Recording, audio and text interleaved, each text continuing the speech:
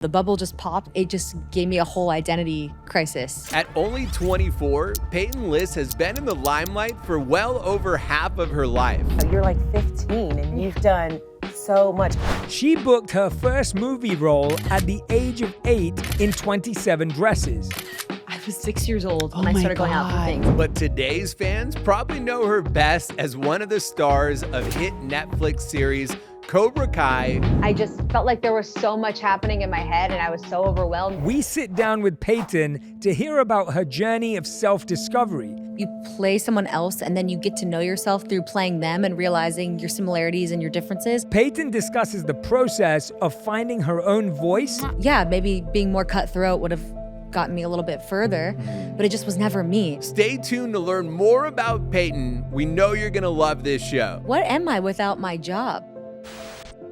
I was not expecting this for a podcast because I hear most people, in their attic in their house or something. So I did not expect this at all. I mean, I've only done a few podcasts, but this is so nice. Oh, yeah, good. well, Thank the you. whole idea is why this is on such a big platform is it turns into a boxing ring afterwards. And we thought for like views and good clickbait, we could actually have you beat both of us up because we know you know martial arts, right? Yeah, that'll definitely be the clickbait photo. Yeah, that's But you got to perfect. do it in those heels. I don't know if that's possible. so. Yeah, no, I think it is. I think if anything, it's just an advantage for me. Oh, wow. Well, Peyton, we're both so grateful that you're here, honestly. Like, Oh. this was something we were really looking forward to.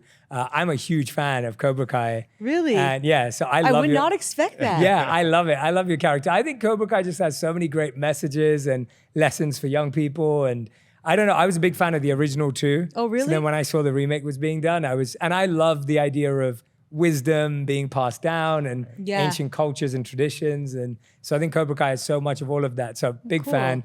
Love your character. Oh, thanks. I'm excited to get to know like who you are today in person, but you've been playing roles since you were 4 years old. Yeah. You've played so many personalities, so many different types of people. What does it feel like getting to know yourself when you've been playing people your whole life?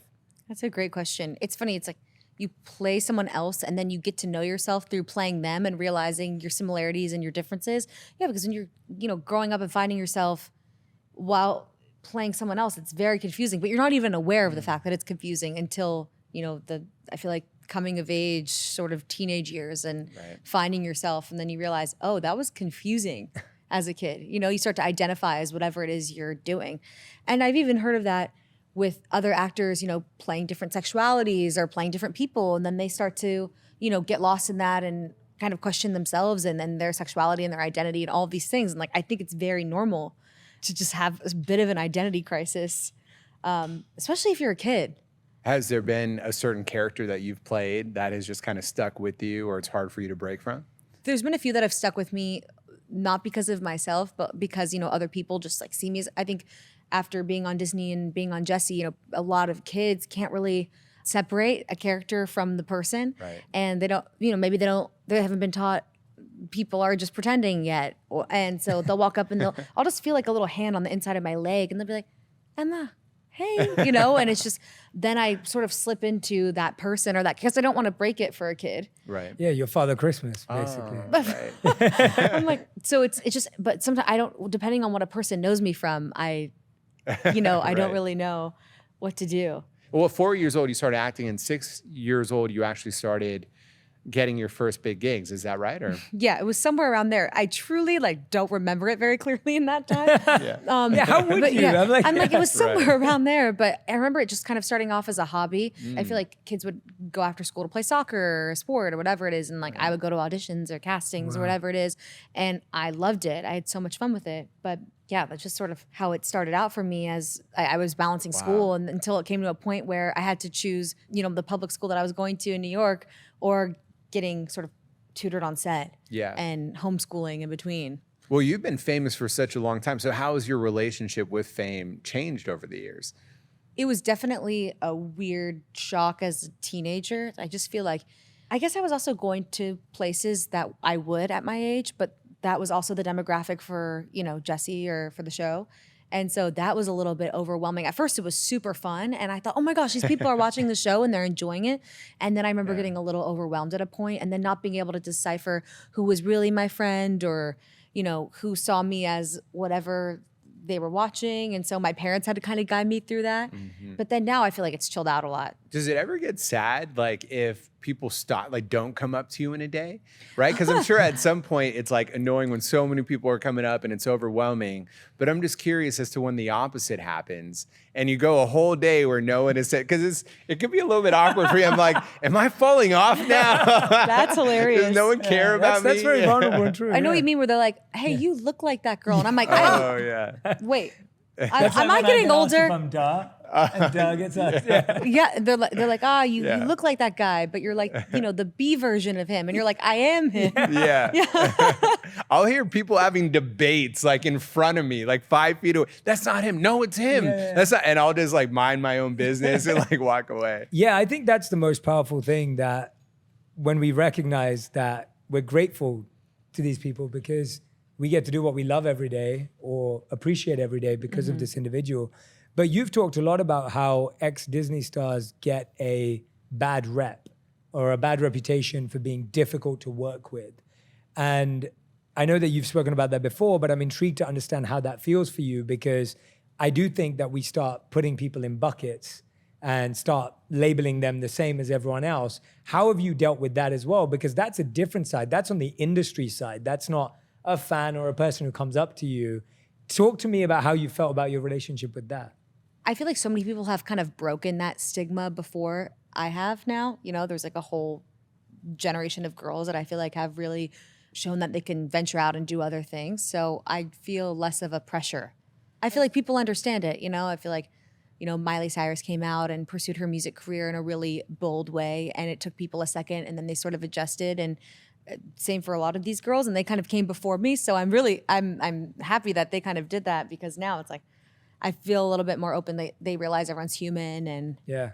And what about in terms of standing up for yourself? I work with a lot of musicians today who are successful and doing really well for themselves, but they find that they've grown up in an adult industry. And so almost like standing up for yourself as a young person who's a successful business person, who's a successful actor, you're growing, but you're 24 years old, Yeah. and you're surrounded by the adults. And what I often hear, at least from the people I speak to, is managers saying things like, well, if you don't work this hard this year, you're not going to be that person. Right. Or if you don't go and do what that person did, then you won't be there in 3 years' time. Have you ever experienced anything like that? Or have you had to stand up for yourself as a young business person and actor in ways that you feel would be useful to people watching and listening? Because I think often people find out very late that they've just been doing what the adults have been telling them to do. yeah, and it's, people tell you, oh, you should be more like this person because, be a little tougher, meaner, or more aggressive, or a little firmer. And I just, maybe being more cutthroat would have gotten me a little bit further, but it just was never me. And I feel like because I listened to that, and because I didn't stray from myself, I found the right path that feels good to me. And I feel like, whatever is out there hands you like what you can handle, Right. is kind of what I hope. But yeah, I don't know. It's hard. Not a lot of people, but a couple people growing up that were sort of like navigating me have tried to give me some wrong advice, I think. How did you get that confidence and strength to be like, well, no, I that's not me. Like even hearing you say that is so empowering. Like it's so powerful to hear someone say, oh, I know I could get ahead if I did this thing, but actually that's not me and I'm cool with that.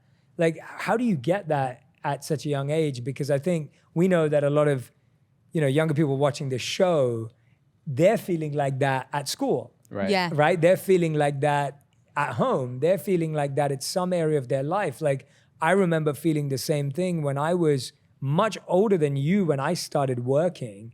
But I started working when I was 14 years old, right? When I was working, which is much older than you when you started working. Like, Oh, I didn't realize you were starting at 14. Okay. Yeah, like when I not started doing this, but when I just started working in general. Yeah. And so my point's like when you start working at 14, I was just delivering newspapers or working at a grocery store.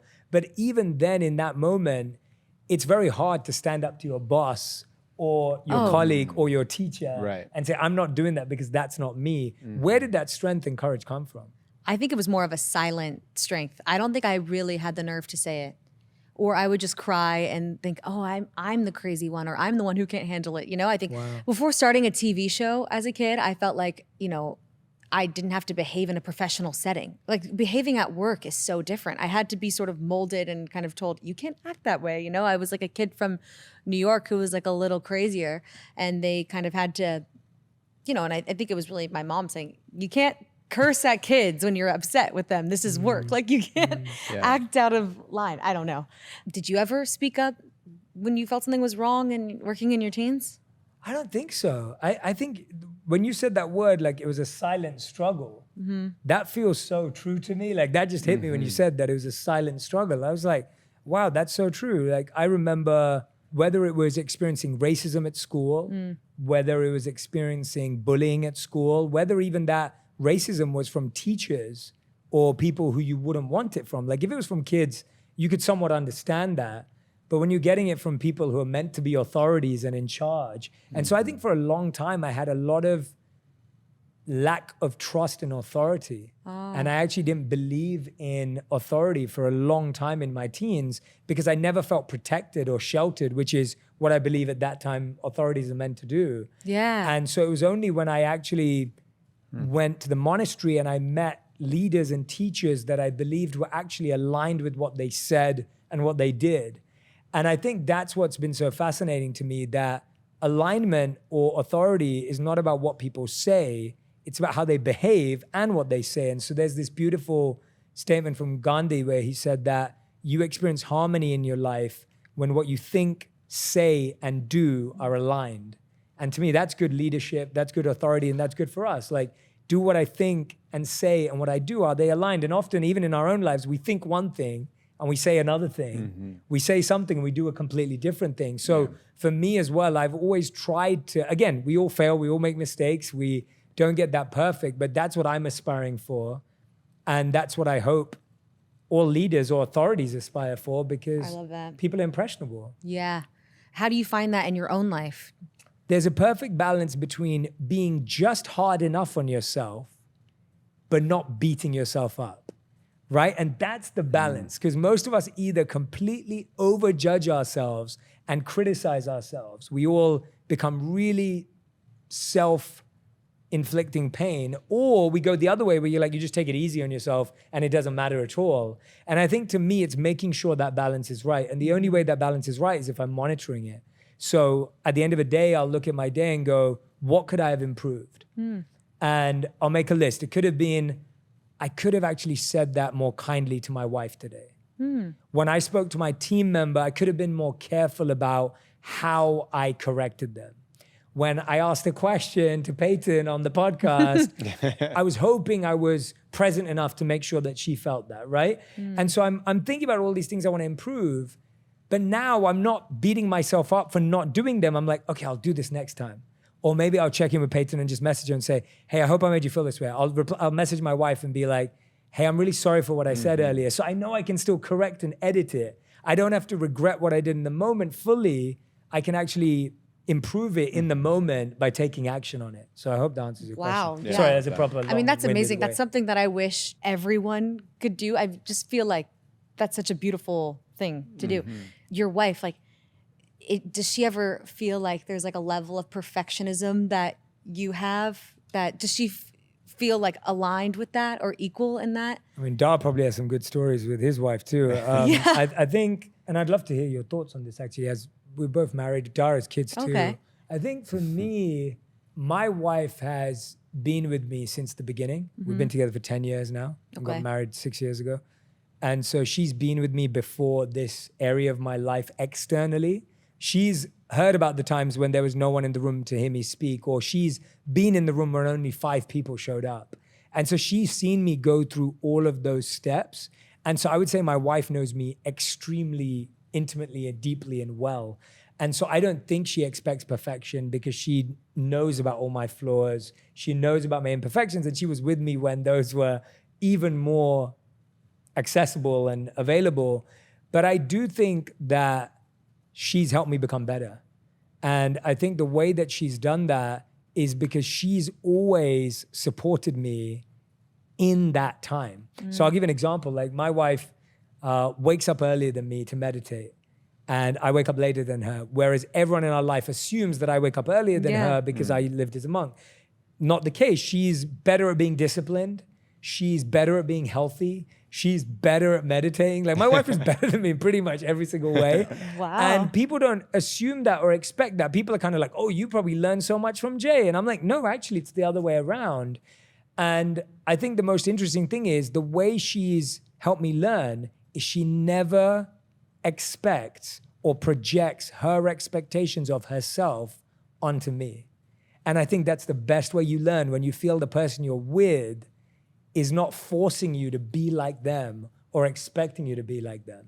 So I hope that answers your questions. Yeah, that does. I feel that she's even more disciplined, focused, and determined in that way. But she never makes me feel bad for not being that way. Right. So, That's cool. yeah. In the beginning of my relationship with my wife, I would actually have an Excel spreadsheet that included all the qualities about myself that I wanted to work on. I still have this spreadsheet. And Dhar is an Excel spreadsheet for everything. I'm like a very data-driven guy. It's crazy. And so I would have to, every Friday, I would evaluate myself on a scale of 1 through 10 as to how I responded to every situation. That's intense. And I would even ask my wife, I'd be like, hey, you know, I've noticed that sometimes I overreact to things, or, you know, sometimes I don't check with you and communicate with you prior to doing something. Like I skip a step. Like, how did I do this week? I felt like I got a 7 on this. How did you feel? I actually felt like I got a 2 on this, and I promise that Wait, next would she week be I'm going like, to work harder. You're being so hard on yourself? Like, You know, She loved it. She did it too, actually. She would do it too. She dragged her feet on doing this exercise a little bit more than me. But it was a great way for us just to reflect and have a conversation. Yeah. Because when you're in the Wow. heated moment of something, right, and you're in an argument or whatever, you're not going to be able to take that pause. I mean, maybe Jay and Roddy can, but most people can't take that pause and say, hey, I know we're arguing right now, but let's think about the agreements that we made in this relationship, and let's this and that. Sometimes you just have to let that argument play out, not be overly critical on yourself, not beat yourself up over that. And then when you're in that more calm moment, that clearer state of mind, being able to reflect on that. And I usually start with any conversation with, I could have done this better. Because as soon as you start switching to you to I, and then also find something that you can improve upon, it immediately disarms somebody, and it makes them start to realize, like, you know, you want to start a conversation going into it thinking, oh, he's gonna try to attack me. I'm gonna attack him more, and I'm gonna point this out. But as soon as you say, I realize I could have done this a lot better, what state of mind does it bring that other person in? Yeah. It makes them immediately want to find something that they could be doing better as well. it's hard for my ego to do that sometimes, though. It really is. I'm like, oh. Yeah. Can you tell us But the you last have time? so many things that you could say right now. I just, it's hard. Yeah. It's hard when you think the other person is so much more wrong than you in a situation, Right. but you know you acted wrong. You know, maybe they were like 80% wrong, you were 20% wrong. Right. It's just hard. I'm like waiting for them to just admit their whole 80%. Yeah. You know? And I think it's what you're saying is so right. And what Dar's saying, it's like that self-disclosure of here's what I think I got wrong actually gives them the opportunity. And if they don't take But the what opportunity, if they don't take it? and if they don't take the opportunity, go on. Yeah, You I've got a point for spreadsheet that. Oh, yeah, I do. That's so what you used to do. here Yeah. was my big realization that clicked for me. When we, in our most vulnerable moments, can admit that we could have done something better, it's not that the other person wins, it's that you win, right? Because ultimately, you're becoming the better version of yourself that you want to be. Anytime we can find opportunities for self-growth, not every relationship is meant to last forever. Some people are only going to be in your life temporarily, right? And that's okay. But if I'm able to find something that I could have improved upon and walked away by being the bigger person, I'm carrying that with me now for the rest of my life, when that person is going to stay stagnant in their place. Yeah. And there's so many people that just don't embrace this growth mentality, right? They just think what they do is perfect. They don't need to change. Those are the people that are never growing to that next level. And years later, you'll kind of pass them up and you'll realize, like, hey, if you were just a little bit more open-minded about seeing things that you could do better, you would have won so much more. It's hard for me to let go of stagnant people because I'm such a loyal person. It's hard for me to, like, I feel like I've kept some relationships that maybe are, it's like an old shirt that maybe should be, that sounds so messed up because it is a person, but I just feel like there's people who might not be like living up to like the work that I try to do on myself, or like I try to make myself a better person Right. and they're just not meeting me there.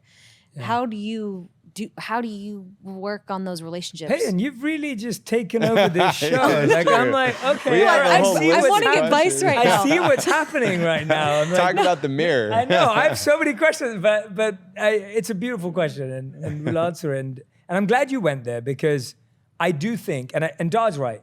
We win when we try to grow, but you are right that there are so many people in our life that even when we choose to grow, they're not choosing to grow in their own way. And I think that's the first point. It's like growth looks different for everyone. And our path to growth doesn't look the same as someone else's. And so sometimes, I don't think this is your case, but sometimes people say to me, Jay, you know what? I don't think my friends are growing. And I'm like, no, they are. It just doesn't look like your growth. And so you're judging them for how they're growing. So if someone's doing a lot of personal development, self-growth, they're reading books, they're going to therapy, that's one type of growth. Someone else could be working really hard on their business. They're learning to be a leader. They're learning how to start a new business. And I want to talk about yours as well. And then there's someone else who's going to yoga and, doing that path. And it's like, there's all these paths that are actually all growth in some way. Yeah. And so that's one thing, right? So I don't think that's in your case. Let's say you're truly in a position where you're growing and genuinely everyone around you is truly staying stagnant. And everyone's heard that quote, you can outgrow people who are not growing. It's okay to outgrow people that are not growing. And you're right, but when you're loyal and you care about someone, they're not just an item of clothing you can just throw away. What I've found about in those situations is two things. The first is I have something called the 75-25 rule. And it's that 75% of your time and the people that you spend deep time with should be people who are helping you grow. We're all gonna have people in our life that are staying the same and are uncomfortable with growth, and we love them too much to leave them. They mean too much to us, loyalty or history-wise, to leave them. And therefore, we can't leave them. And we don't have to. We just have to make sure that 75% of our time is now spent with people who help us grow, who help us become the people. So 25% is still the group that are loyal. And the second side is, I do believe that when we share our growth journey with that 25%, when we open up about how hard it's been, how difficult it's been, not about the benefits, but about the breakdowns we've had on that journey, it actually opens up a doorway for them. And it may be the most patient thing. I saw this amazing video on social media last week. It showed how water was dropping on different stones. And it was like water dropping for 5 years. And there was like a tiny little dip in the stone. And there was like water dropping for 10 years. And there was a bigger dip in the stone. And there was like water dropping for 25 years. And there was this massive hole in the stone. And it's this idea that the people that we love, we've got to love them with patience and be more patient with them. And we get the gift of developing patience while they're going through their growth. So that's been the way I've looked at it. That's helped me at least. I hope that offers some assistance. Yeah, that does. Yeah, not trying to feel like you've got to get rid of them and Yeah, you've got and to I move do- on from them and cut them out, because there's people in your life that you would never do that to. No, and I do agree. It's like, oh, well, just because I'm, growing in my work and they're growing in a different, like everyone is constantly growing around. Or It's just- trying. it's just in different ways. And I think it is okay to move on at a certain point as well, right? So, like, there's this quote that I love that says, when it comes to friendships, I would rather have 4 quarters than 10 dimes. And sometimes you do have to be able to walk away from certain toxic friendships or relationships, and your gut tells you what feels toxic. sure. Because at the end of the day, when you feel like someone is just kind of taking that energy from you, or you're just having to have these negative thoughts, you know that that's not someone you should be spending a lot of time with. Yeah. And, a great example is you can't give your energy to so many people. And so I would rather personally be, spending more time with people like Jay, where we're on the same page, conversation is easy, we're growing, we're helping each other, we're motivating each other to get to that next level. But if I have all these other people in my life, I don't have room to be able to have this kind of friendship and relationship flourish. So I think it is okay also to know when to cut like those negative relationships as well. Even if that person's a family member, arguably, you know, but I think it goes, that 75-25 is probably a better rule to follow. I do like having that number in your head and having that percentage. It just makes it easier. Yeah. I don't know. Yeah. To be a little more analytical about it, I Like guess. your timer's up. So Yeah. All right. it's like, all right, I've Gotta been go hearing back you to the complain 75. for 10 minutes. That was your Today's all about Excel spreadsheets, data, numbers, Exactly. percentages. I really like thinking of emotions that way, though. I feel like Yeah, it would help same. me curb them a little bit because I can very much be like fine one day and then the next day just a loose cannon. So Yeah. And that's okay. Yeah, then that's okay too. And what work have you been doing? I'm interested as Peyton the person and not Tori or Emma or, you know, all these roles. Like, what has made you so curious and inquisitive? And what are you working on? What's going on in your mind? Like, I love the hunger you have right now for growth and learning and drive, because I have that too. It's why I love doing things like this, because when I look at your journey, I see a unique person with unique experiences, with things I can and can't relate to. And so to me and Dhar, the reason why we did this, we were like, people understand 1% of the people we're going to speak to. And if people can understand the 99% about them after the show, then we won. Like, we did the right thing, because you're a human, as you said, beyond the roles you played. So I'm intrigued. What work are you doing right now, or what's driven you to be so curious? Because not everyone comes on a show and just starts asking questions. So I'm intrigued. Oh, really? I guess with COVID, when I thought my career was going to end, I was like, what am I without my job? Like, who am I at the end of the day? And that's just equally, if not more important. I mean, it's more important because like you just have you at the end of the day if you don't have your job. And I think I was just defining myself way too heavily by my work. And my self-worth is still so dependent on that. And I don't love it. So I'm trying to work on, you know, and I asked myself, who would I be if I didn't act? Who would I have been if I, you know, just sort of stayed where I was in New York and never left? Like, that question kind of like came into my mind a lot more. Someone asked me a question one time, and they're like, without all your nice clothes and nice cars and nice house, if you were stripped naked in the middle of the room and you had to give one reason why people should care about you, what would you say? It's a powerful thing. It makes you really think internally. But I mean, I'm sure people watching or listening to this, you know, probably think like, man, you have such an amazing career. You've played these incredible roles. You've been successful for such a long time. I remember I was looking at an article, I believe you gave a quote to like 17 magazine, where you talked about you reached the pinnacle, the height of your self-confidence, like in your teenage years. And then it was just downhill from there. Yeah, I completely felt that. I just felt really humbled after my teenage years. I feel like in that time, I just felt on top of the world. And then I realized, I don't know, the bubble just popped, and I thought, none of this is promised. Nothing, you know, tomorrow isn't promised. And there's just so much, it just gave me a whole identity crisis. I think with the consistency of working and throughout my whole teenage years, I just thought that was always going to be there. And then I think when that was ending, I just started to panic a bit and kind of like lost faith in myself for a second. Right. And then had to just, you know, earn that back. Yeah. I know, like, we live in an age where everything is face-tuned, everything is photoshopped, right? And I know there's a lot of young people that struggle with that self-confidence, especially when your whole life is on display and you're constantly ranking yourself to other people. How many followers do I have? How many likes do I get? How much money do I have? What are my grades? Everything's like this ranking system. So what were your ways of coping like with those self-confidence issues? I just started thinking that it wasn't real, which is weird because followers are real people. Right. But I think I started breaking down the fact that people are scrolling. And I started thinking about how I look at photos and how I perceive things. And I don't really think that deeply into it. Right. I'm not really that judgmental or critical of other people. Like, I'm very accepting. And if I see people, like, my first instinct isn't to hate on someone. I thought, I'm thinking way too much into myself. Like, stop being so self-obsessed, you know? Like, you're not the whole world.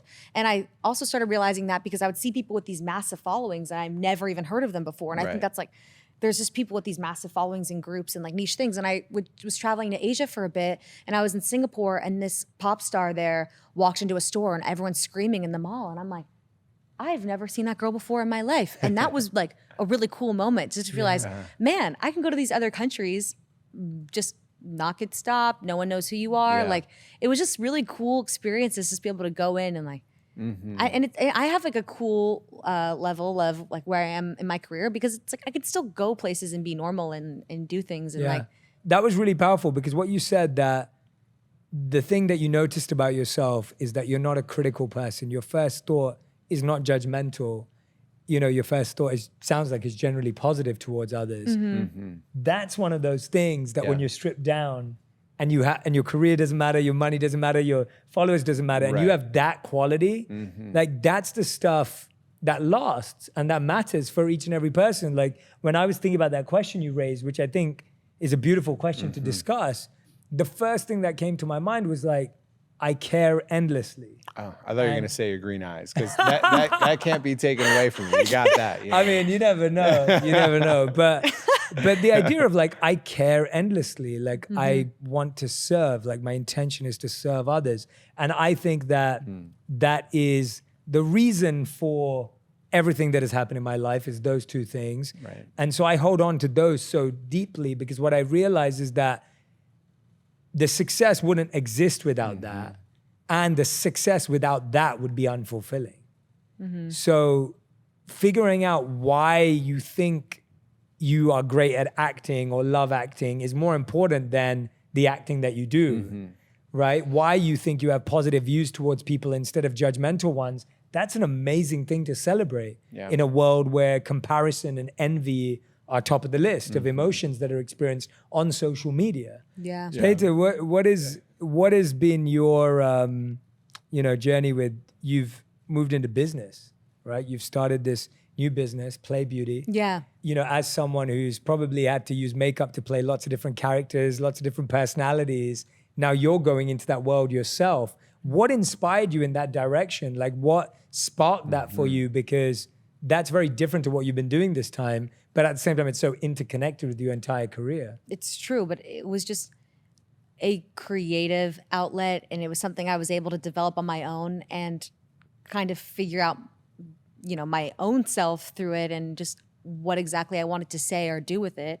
And I know you have a brand too. It was important to me to be sustainable and clean, but also have like high impact color and just something to have fun with. Yeah, what did you learn about yourself in that process, and what are you hoping that, you know, your fans and everyone else who goes off and uses these products, like what are you hoping to instill in them? I feel like I just want people to have fun with them and kind of use it as an outlet and an escape, because that's what beauty and makeup is for me. It's such an escape, and I have so much fun creating before I go out and like figuring out what I want to be or portray or whatever I want to do. And it's just like a fun, I don't know, I feel like my brothers have like their video games or whatever it is. And I feel like makeup is that time for me. Like I like going in the bathroom and spending hours and just creating something fun. I feel like that's what it is for me. It's an escape. I love that. Do you remember the first time you did your makeup and the worst time you did your makeup? What would be your first and worst?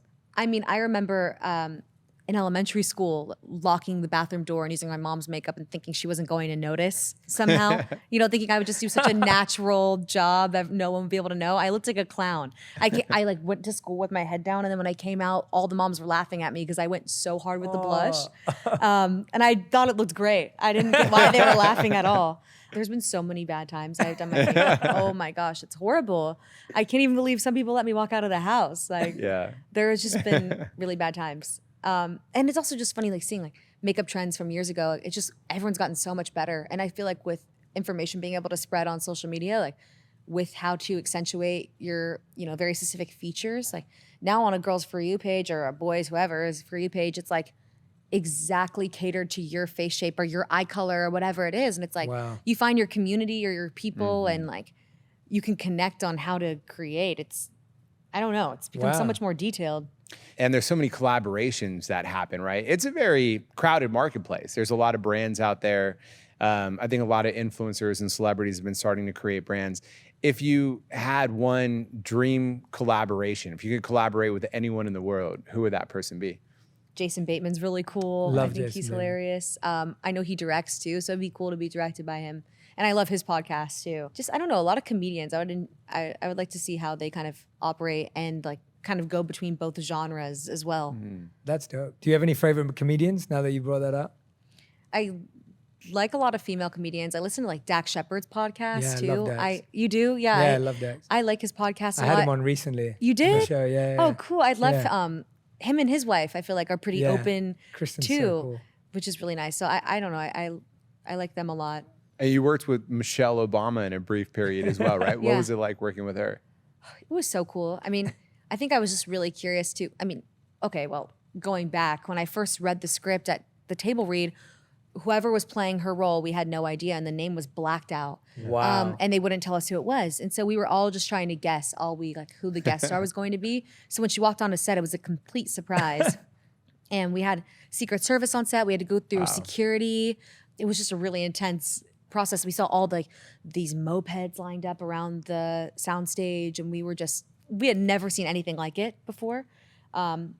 So having her, I felt like I was going to faint because I had no idea she was coming. And then having her walk on, I just feel like I was curious about who she was when the camera wasn't rolling. That's Yeah. always more interesting to me when there's no cameras on, just who someone is. It's just like so much more telling. And she was so cool and so kind and like just so humble and open. And, they had like someone with her cue cards for her lines on the side. She didn't look at them.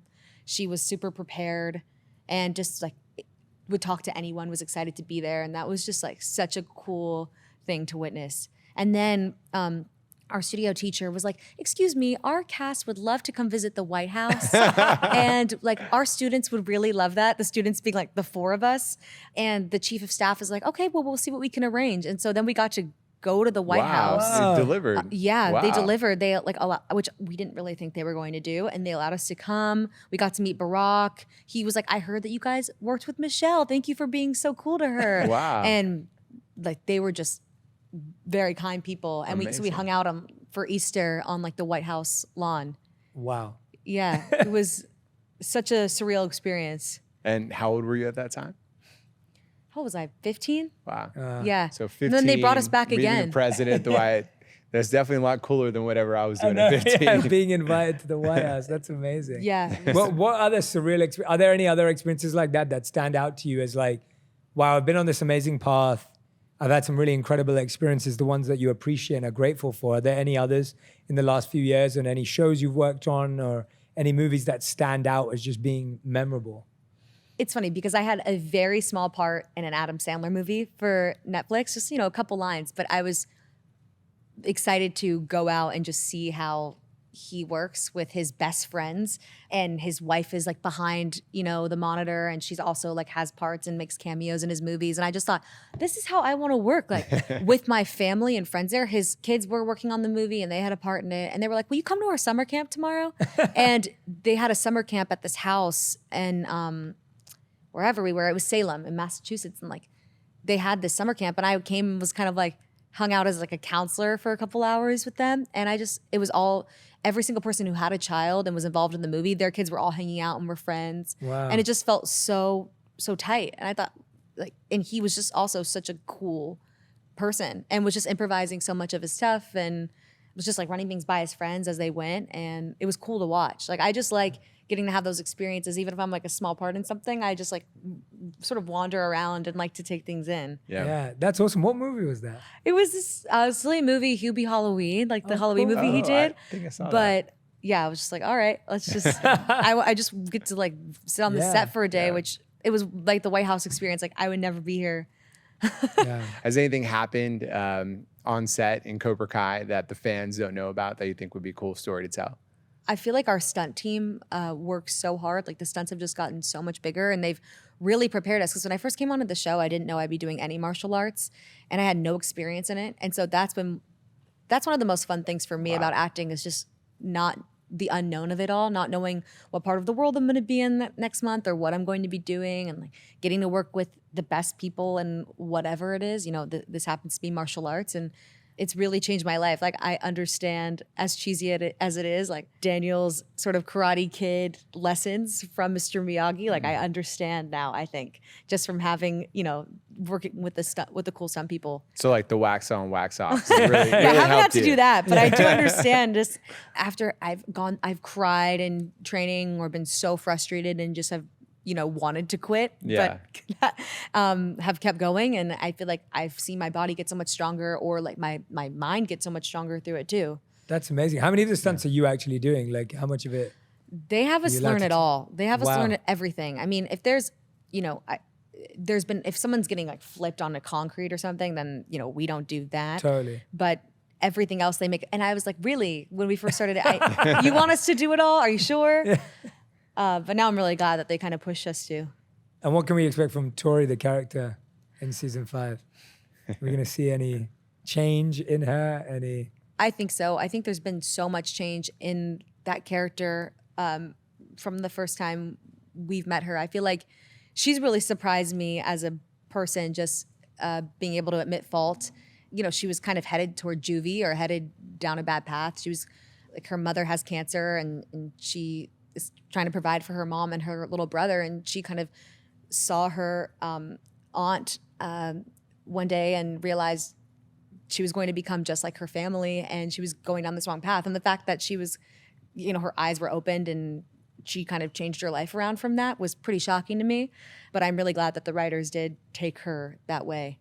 Yeah. And I've met, people at Comic-Cons and people say that they know girls that are like that character, and it's just like nice to see that there's hope for a person. I don't know. Yeah, absolutely. Peyton, this has been so much fun to talk to Yeah. you today. It has been Absolutely. amazing. Like to see your curiosity and vulnerability in order to want to grow is just so endearing and heart-touching. And then at the same time, you can see just how deeply you understand characters and the stories you've Right. played, and just how thoughtful you've been about your own journey. But we end every episode with a rapid fire round that we want to guide you through, if that's okay, if you're up for it. Okay, yeah. Josh, should we do it? Yeah, let's Awesome. go. All right, okay, so Peyton List, this Oh, gosh. is your We'll rapid start with fire. some easy The ones. cards. Don't worry. Yeah, the cards, yes.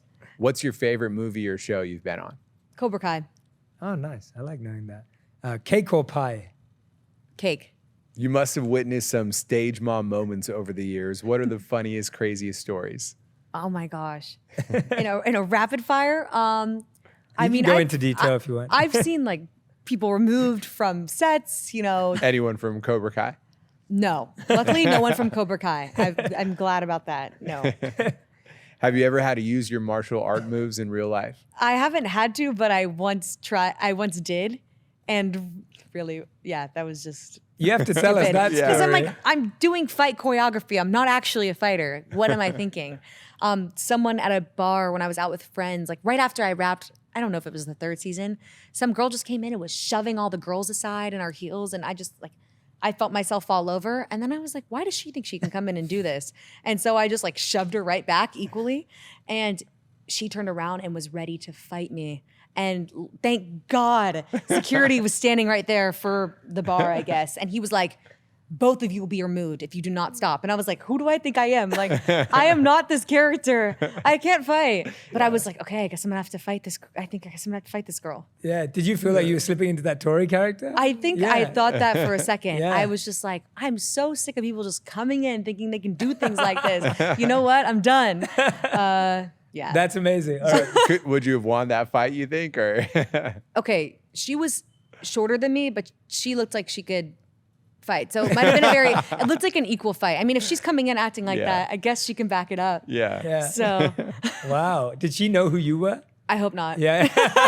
I don't think she did. And I got out of there quick because she was with a big group of people and I was like, what if they find me outside? Like, I need to go. Who do I think I am? That's amazing. We're definitely going to go off the rapid fire for stories like Oh that. God. You need to Oh God. Name a fictional character you'd love to play. Some sort of comic book character would be cool. Yeah. I have no idea who. What's your biggest fear? A huge earthquake in California. Yeah. I live on a hillside, so just collapsing at any moment. Yeah, let's not. Yeah, definitely not. That's Me not too. my Yeah. biggest. I have a whole list of Yeah. fears I can go on about. I remember like working on a soundstage and we would always practice like randomly an older actor would be like, okay, let's go. Earthquake's happening. What are you guys doing? And he would train us. So he probably instilled that fear in me. Have you ever stolen anything? If so, what? I used to steal the bras and the jewelry from the Jessie set because I was like, oh, this is nice. Like, I am just going to come back and wear it for the character the next week. So why can't I just steal it? And then they'd be like, Peyton, your earrings, like, where are they? And I'd be like, oh, I just thought I could wear them for the week and then bring them back next Thursday when I film again and like just keep wearing them. So it wasn't technically stealing. If you could have dinner with any celebrity in the world or any person in the world, who would it be? I think Margot Robbie's pretty cool. I would love to talk to her. Margot's cool, yeah. Yeah. Scale of 1 to 10, how good are you at keeping secrets? A 5. Oh, okay. What secret did one of your friends ask you to keep and you ranked a 1 on it, seeing as 5 is your average? I feel like one where I just know that they're doing the wrong thing for themselves, which it's like not my place, but I'm like, oh, no. I go tell someone else, can you please convince me to tell them not to do that? That's terrible, or whatever it is. And I feel like my brothers are the same. Like my brothers and I will confide in each other and then our parents will know everything that we've each told each other. So I think with my siblings, we're pretty bad at that. Our family's just so open. I think we get it from my mom. Like if we ever told her a secret, all of a sudden at, a dinner party, it's like, and Peyton likes this boy and this is happening. And I'm like, I told you that in confidence. What are you doing? So Same. I get it from her. Yeah. It's like, oh, come on. It's open. Like, let's share. It's funny. I love it. I love that. Peyton List, everyone. This has been amazing. Great rapid you. fire. Great rapid fire. It wasn't rapid. It was but not rapid. It was definitely fire. fire. Yeah, God. exactly. That was awesome. Right.